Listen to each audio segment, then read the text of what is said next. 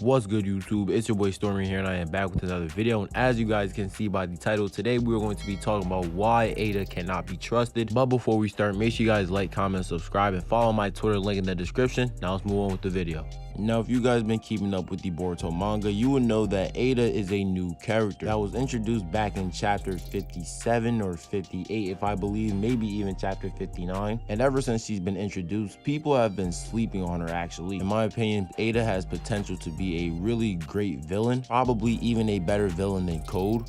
But there's also another thing about her character that people have been sleeping on, and that's the fact that she gives off major red flags. And I'm not talking about the R. Kelly vibes that she gives off. Even though that's a discussion for another day, we still don't know Eida's age yet, so I'm gonna just leave it at that. But as I was rereading this current arc from start to finish, Eida seems to be like an untrustworthy narrator for Code, just like how Amato is for Konoha. Both of them cannot be trusted. Now, our first piece of evidence comes from when Eida was first introduced. When she asked Code, does Kaoki still have karma? Now, this is a really weird question because she saw the entirety of the Ishiki fight. She knows that the whole point of that fight was for Ishiki to put his karma back on Kaoki, and she would know that Kaoki's karma was never put back on him by Ishiki. So why bring up this specific question of does Kaoki have karma? When Code answers the question by saying no, her face automatically gives off a red flag, and she immediately changes the conversation. And then in chapter 66, Code asks, how did Kaoki get karma again? And then Eida says Amato probably reconstructed it when he basically gave Kaoki his new arm. I don't believe that Eida didn't know about Kaoki getting karma again, because she literally has the ability to see everything. Then on top of that, when Damon was first introduced and Damon was about to explain his abilities to Code, Eida basically stopped Damon from explaining anything. And then she slightly confirms the question of do Eida and Damon have more ability, because as of right now, Damon and Eida's abilities do seem like they work for defense. Now, I wouldn't care if Eida doesn't have more abilities, because she even said it herself that she